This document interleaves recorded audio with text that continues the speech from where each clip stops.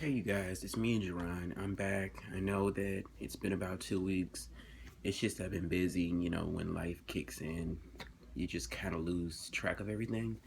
But I'm back. I'm doing another video. And I was really struggling to figure out what kind of video I want to do this time. So the thing that came across my mind was yesterday I wanted to talk about, I did a live feed and I wanted to talk about and give relationship advice. And then I also want to talk about letting go of a person. And then I also want to talk about how to deal with conflict and how to get yourself out of a conflict and handle it responsibly.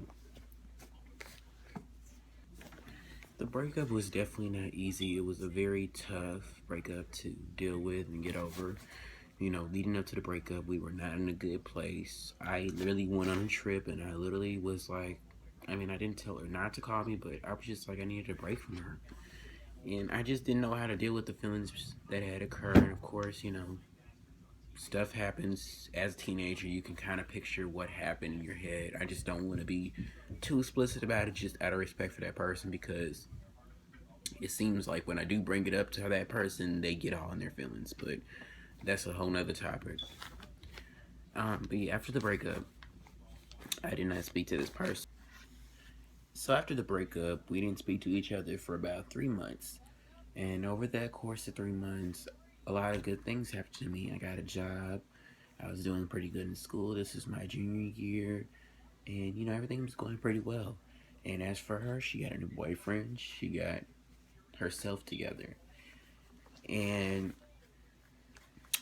actually, I kind of had forgot about her after the breakup. After the breakup, I really just was like, I kind of forgot she existed.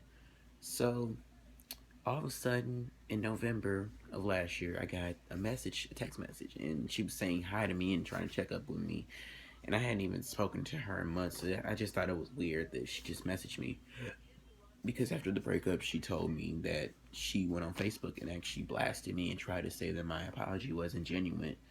So I was kind of over it at that point. So yeah, she messaged me and then I messaged her back. And then some time went by and I was like, maybe I should call her and just, talk to her and apologize to her. And I did. And I called her. We talked it out. She told me how she felt. She was crying on the phone. I told her I felt really bad because I didn't want to break up with her like that. And she felt as though it was a hit and quit situation, but it wasn't necessarily like that. It was just more feelings were based on it. So that's one of the reasons why I broke up with her. Okay, so I'm gonna jump a little bit. I'm gonna skip to about March of last year. So in March of last year, her and her boyfriend had just broke up. We've been talking more on a regular basis. We started hanging out, even more.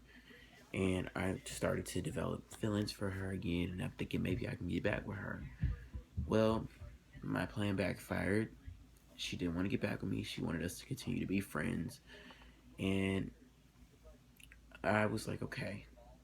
So I still did have feelings for her, and I'm gonna kind of jump to now, and I have feelings for her. And I even try to express my feelings towards her, but it just wasn't going anywhere. So I decided it was time for me to move on and let go.